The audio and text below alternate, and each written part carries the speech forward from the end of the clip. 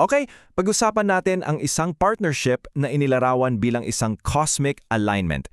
Dito kasi, pinagsama ang dalawang internet giants para buuin ang sinasabi nilang pinakamalakas na global traffic engine. Titingnan natin kung paano ba ito binuo at kung para saan ba talaga to.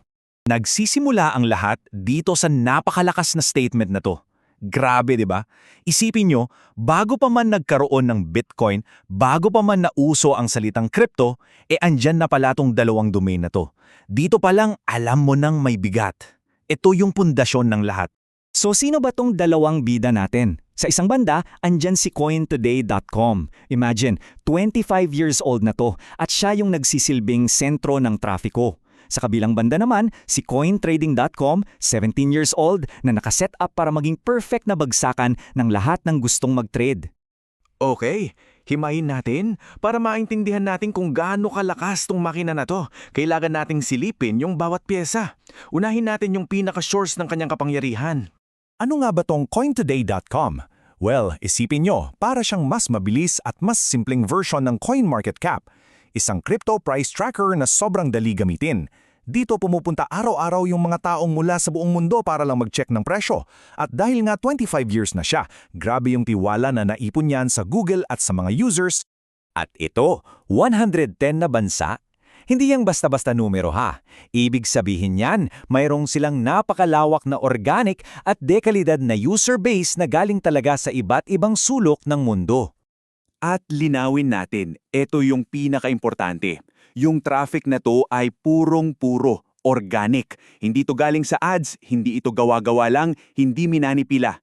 Alam nyo, sa mundo ng crypto kung saan ang daming bots, ang ganitong klase ng traffic, parang ginto yan. Okay, so kung si CoinToday ang makina na gumagawa ng lahat ng traffic na yan, ang tanong, saan naman yan lahat pupunta? Dito na ngayon papasok yung kabilang bahagi ng ating engine, yung mismong destinasyon. Meron kasing hawak na alas itong si cointrading.com. Ang tawag dito ay Exact Match Domain o EMD. Simple lang yan. Kapag may nag-search sa Google ng coin trading, mismong pangalan na nila yon, tugmang-tugma. At alam nyo ba, sobrang gustong-gusto yan ng mga search engine, lalo na ng Google. Hindi lang din to basta isang crypto exchange ha, dinisenyo siya para maging maraming bagay. Siyempre magiging crypto exchange siya, pero magiging exchange din siya para sa ginto or XAU. At higit sa lahat, siya ang magiging main entrance, yung pintuan, papasok sa isang mas malaking ecosystem pa, ang Web Gold. Ito na, ito yung pinaka-game changer sa lahat. Sa unang araw pa lang ng pag-launch ng exchange na to, hindi siya magsisimula sa wala. Meron na agad siyang audience. Meron ng isang global na komunidad ng mga user galing sa 110 na bansa na nag-aabang. Grabe yung advantage, di ba? So ayan na, meron tayong napakalakas na traffic source at isang perfectong trading destination. Ngayon, paano ba sila nagdudugtong para makabuo ng isang bagay na, wow, special?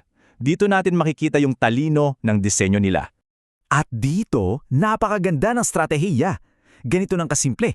Imagine, ikaw yung user. Pumunta ka sa CoinToday para lang tingnan ng presyo. Tapos, boom!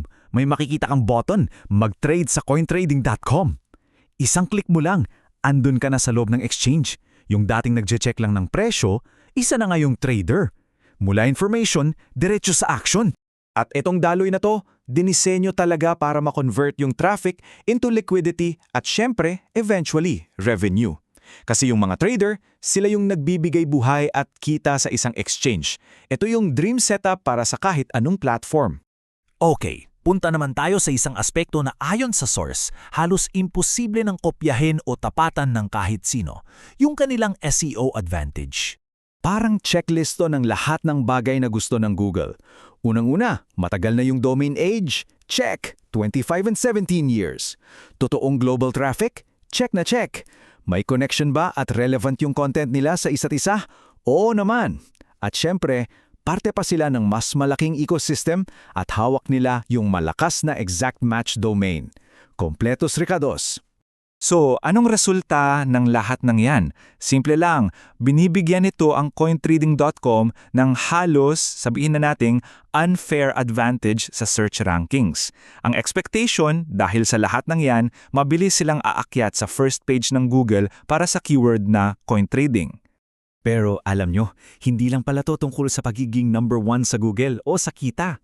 Let's zoom out. Kasi may mas malaki at mas malalim pa palang vision sa likod ng buong makina na to. Kasi ang coin trading pala, hindi lang siya basta exchange. Siya yung magiging front door, yung gateway to the Internet of Gold.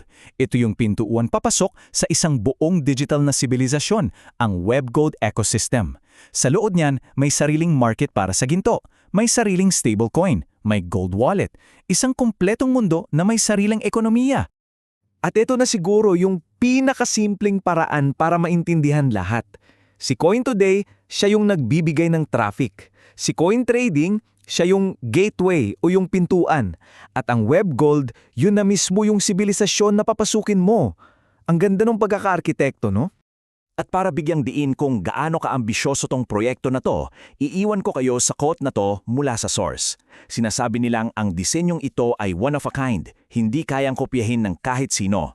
Kaya bilang panghuling kaisipan, ito yung tanong na naiiwan sa atin. Kung posible pala na magdisenyo ng isang buhong digital na ekonomiya from scratch, by design, at hindi lang dahil nagkataon, ano nga kayang mga bagong pinto ang binubuksan nito para sa kinabukasan nating lahat sa internet? Isang bagay na sulit pagnilayan.